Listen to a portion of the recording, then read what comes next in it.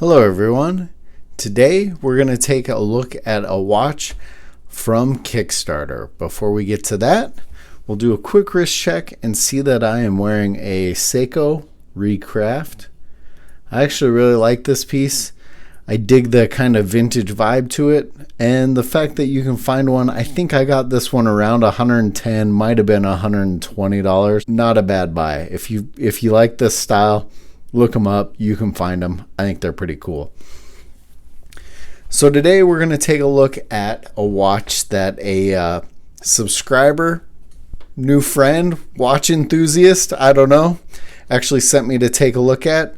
How it got started was he had messaged me on Instagram and asked me what I thought about this Kickstarter campaign. The interesting thing was a watch I was following for myself, and I really wanted it, but by the time it dropped, I just had too many other watches going, so I didn't join the Kickstarter campaign.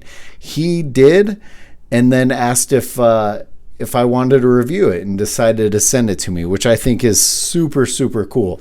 So to be honest, not sure how to say the name. AUDAZ, I don't know. So this is the Reef Diver.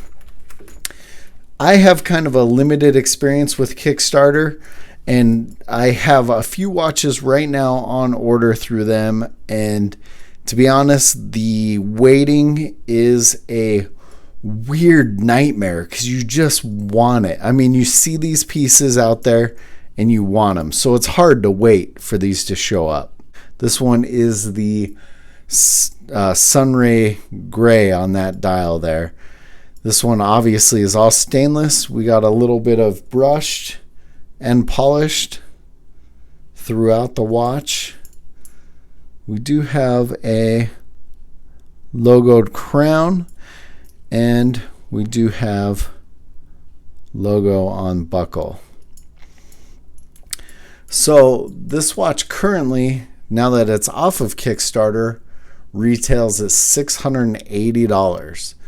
The early bird special on Kickstarter was $340 for this particular one.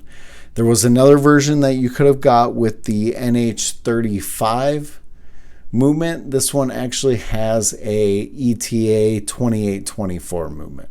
This watch does have sapphire crystal. It is water resistant up to 300 meters.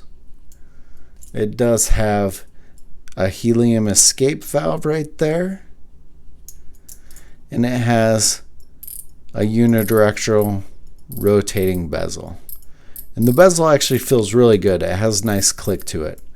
Now, a couple things which I'll give a shout out to Derek. This is actually his watch. A couple things he noticed, and actually when he sent it to me, I was trying my hardest to unscrew the crown, because he had tried to actually get the logo to line up. So one thing kind of bummed him out. The logo didn't line up, but it does have a screw down crown. It can be manually wound, and we have quick date setting, and if you pull it all the way out, that is a hackable movement, which is nice.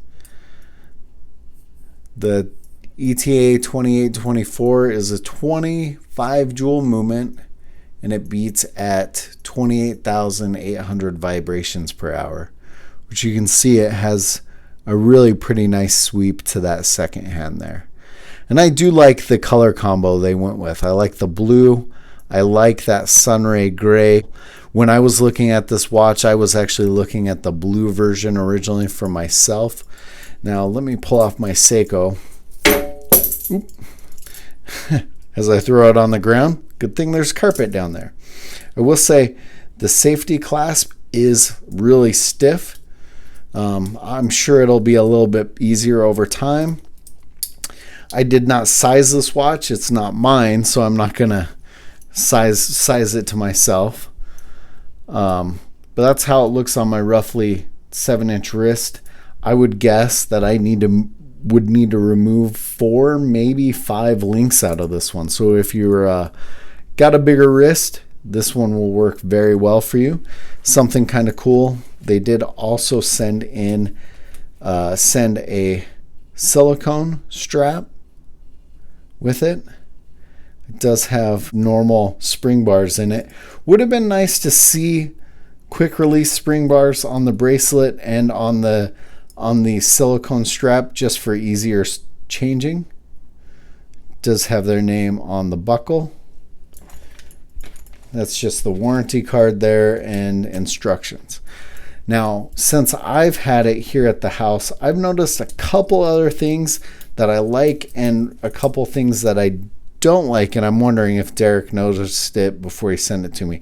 I do like the continuation of the link styling there. Interesting thing is this one has a 24 millimeter bracelet, which makes it feel even more substantial. I mean, this does feel like a really big piece.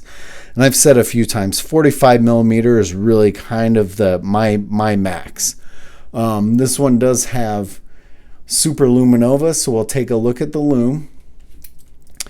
Another thing I noticed, which started, and now I want to go back and look at some of my other watches to see if the crown lines up, you know.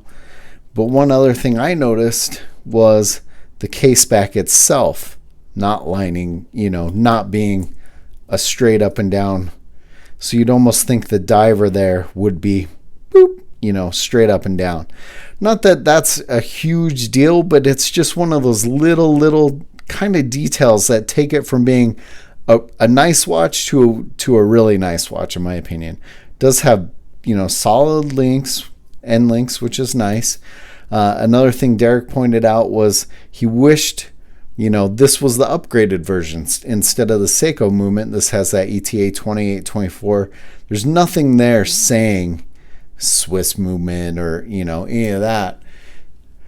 Now, the model number, it does indicate what movement it has. So that ADZ-2045-03 does indicate it being the Swiss movement, but something Derek would have liked on the dial, maybe, just to show that it was a Swiss movement versus the Japanese movement. So it's kind of one of those things, you know. When he reached out to me, the Kickstarter campaign was, I think, $280 for a Seiko movement or $340 for the Swiss ETA movement, the 2824 movement. And I told him, you know, if it was me, I would bump up, spend the extra $60, get the Swiss movement. So it'll be interesting to see what you guys think about that. I do like the depth of the case and dial on this, and I do like the way it's laid out. I'm going to pause really quick. We will take a look at this thing in the dark. All right, so here we are in the dark. You can see the lume's already going, and that's pretty much just from the lights. Hit it with my black light like usual. See how bright we can get it.